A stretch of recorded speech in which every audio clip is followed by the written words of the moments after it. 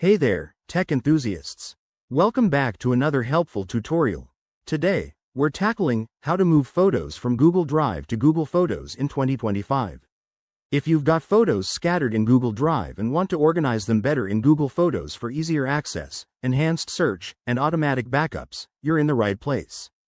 This process is straightforward and will only take a few minutes, so let's dive in.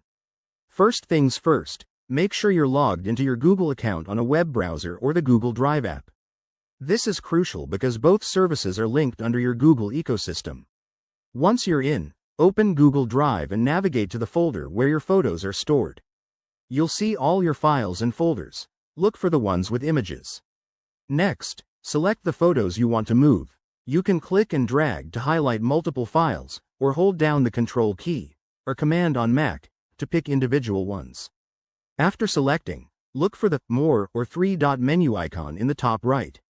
From there, choose Organize and then Move to. But wait, in 2025, Google has streamlined this. Select Transfer to Google Photos if it's available as an option. This might prompt you to confirm the action, so go ahead and click Yes. Google will start the transfer process, which could take a few seconds to a couple of minutes depending on the file sizes and your internet speed. Once the transfer is complete, head over to Google Photos. You can access it via photos.google.com or the app. Search for your uploaded photos using keywords or check the Recently Added section. Voila! Your photos should be there, ready for you to enjoy features like auto albums, editing tools, and sharing options. One quick tip. If you run into any errors, double-check your storage space in Google Photos, as it might be full. Also, remember that this move doesn't delete files from Drive unless you choose to, so you can always verify before clearing space. There you have it. Moving photos has never been easier.